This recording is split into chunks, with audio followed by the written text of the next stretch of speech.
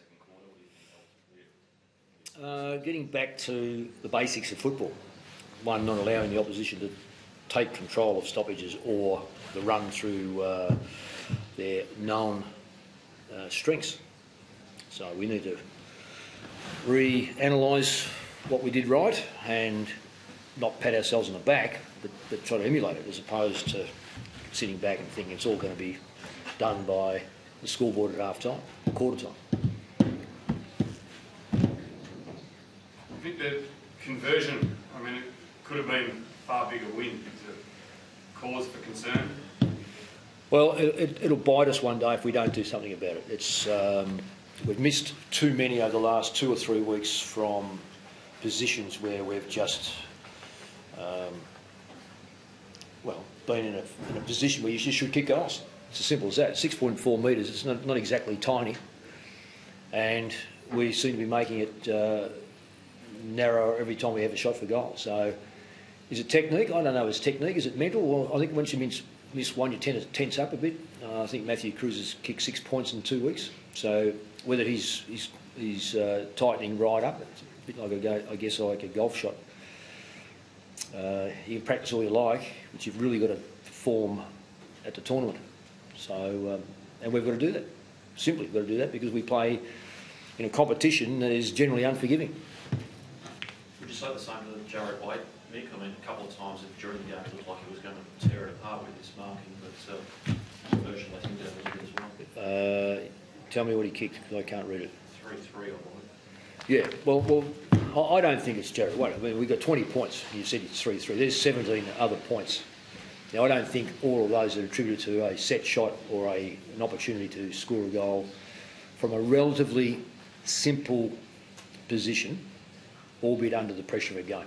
And that's the distinction between having a snap around the corner, straightening up, having a shot within the perimeters that you suspect that you should kick a goal, and for some reason or another we're just not knocking those over.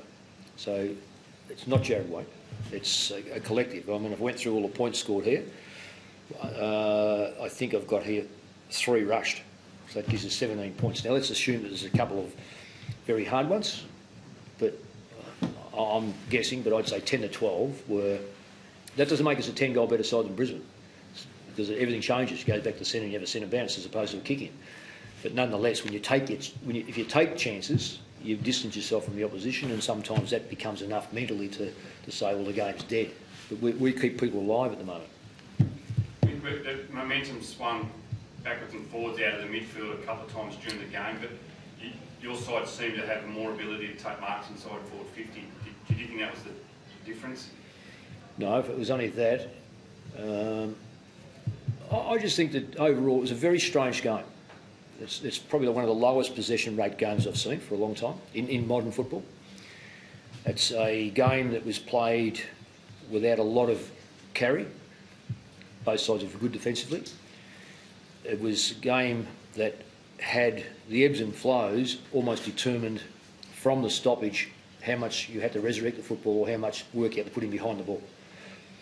That's not always the case. So today, I thought today was a very strange.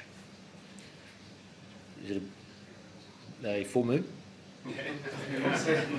I'm not superstitious by any stretch of imagination, but I tell you, that full moon has drawn that ball away from those goalposts like you can't believe. We'll blame the moon. And why do we have the goal set off centre at the Gapper? Yeah. See? There's a reason for everything. Can you blame the full moon on all the turnovers from both sides? I'll blame the moon on everything at the moment. Yeah. Does some strange things to strange people. How are you able to generate so many 33 scoring shots then from such a low possession? And well, that's what I'm saying. It tended to be a game that was played almost stationary. There was some movement, but it wasn't a great movement game, because I really generally thought that the sides played particularly well, both sides played particularly well in not allowing the opposition to get too much room to run. But when you did run, you scored.